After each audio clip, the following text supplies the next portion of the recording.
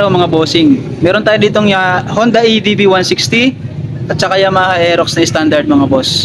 Ano nga ba mas prepare nyo mga bossing pagdating sa mga long rides mga boss? Siyempre, tayo sa mas mura, di ba? Si Aerox natin mga bossing, 15,000 down payment lang siya. Yung monthly niya is 5,695 less 200 mga bossing. Pagdating naman sa EDV 160 natin mga boss, 12,000 down payment lang mga bossing. Yan. Mas mura si ADB sa down payment mga boss. 3 years registered, 3 years insurance. May kasama na pong full face helmet yan mga boss. Ayan o. 12,000, 15,000 mga boss. Version 3 na po ito mga bossing ha. Yan. Sa mga gusto mag-apply mga boss, PM lang kayo dyan sa baba mga bossing. See